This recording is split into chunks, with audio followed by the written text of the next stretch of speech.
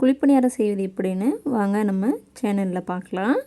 இப்போ வந்து 1 கப் பச்சரிசி 1 டம்ளரில் எடுத்திருக்கேன். ஒரு சின்ன டம்ளரில் 1 டம்ளர் இட்லி அரிசி, அப்புறம் வந்து அதே டம்ளரில் கால்வாசி, அதாவது 2 ஸ்பூன் வந்து உளுந்து எடுத்துக்கோங்க, 1 ஸ்பூன் வந்து வெந்தயம் எடுத்துக்கோங்க.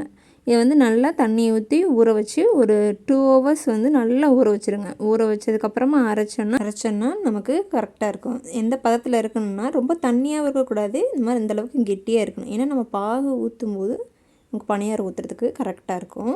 கையில் தொட்டு பக்கம் இந்த மாதிரி குறை நேரம் இருக்கணும். அந்த அளவுக்கு வந்து அரைச்சி எடுத்துக்கோங்க. இப்போ வந்து சுக்கு, ஏலக்காய், அப்புறம் 2 டம்ளர் அரிசி எடுத்திருந்தேன்னா அதுக்கு வந்து 1.5 டம்ளரில் அதே டம்ளரில் 1.5 டம்ளர் வெல்லம் எடுத்து வச்சுருக்கிறேன். பாகை நல்லா காய்ச்சிடுங்க. பாகை காய்ச்சிட்டு வடிகட்டிடுங்க. ஏன்னா கல் தூசி இருந்தாலும் வடிகட்டிடலாம். மாவில் வந்து நம்ம சுக்கும் ஏலக்காய் போட்டுட்டு, உப்பு பார்த்திங்கன்னா நான் மாவு அரைக்கும் போதே 2 விரலில் கிள்ளி எடுக்கிற அளவுக்கு கொஞ்சமாக போட்டிருக்கேன். ஏன்னா நம்ம வந்து இனிப்பு சேர்க்குறதுனால உப்பு வந்து அவ்வளோக்கு தேவையில்லை. இப்போ பாகு வந்து கொஞ்சம் கொஞ்சமாக சேர்த்து ஆட் பண்ணிக்கலாம். இப்போ தோசைக்கு போடுற அளவுக்கு உப்புலாம் நம்ம போடக்கூடாது. மாவு வந்து 2 ஈடு அளவுக்கு வந்து நான் வந்து ரெடி பண்ணியிருக்கேன். உங்களுக்கு தேவையான அளவு நீங்கள் எடுத்துக்கோங்க. இன்னும் கொஞ்சம் பாகு ஊற்றி மிக்ஸ் பண்ணி வச்சுக்கலாம்.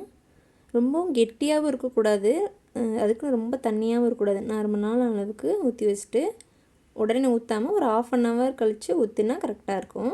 இப்போ பன்னீர்கல் சூடானதுக்கப்புறம் எண்ணெய் ஊற்றிக்கோங்க. சிலருக்கு நெய் இஷ்டம்னா நெய் வந்து ஆட் பண்ணிக்கலாம்.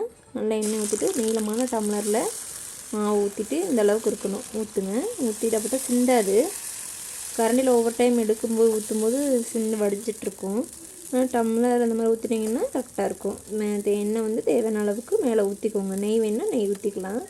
இது இப்போ எந்த பக்குவத்தில் எடுக்குன்னு பார்த்தீங்கன்னா, இந்த சினுக்கரிக்கை சொல்லுவோம்ல, அதில் வேணால் எடுங்க. நாங்கள் வந்து ஸ்பூனில் எடுத்துருவோம். உங்களுக்கு எது வசமாக இருக்குமோ அதில் வந்து எடுத்துக்கோங்க.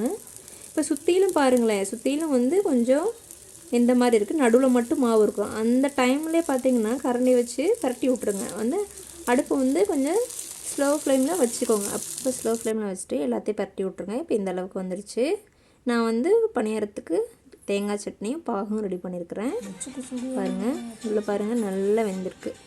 நீங்களும் செஞ்சு பார்த்துட்டு எப்படி வந்துச்சுன்னு கமெண்ட்டில் சொல்லுங்கள். தேங்க்யூ ஃபார் வாட்சிங்.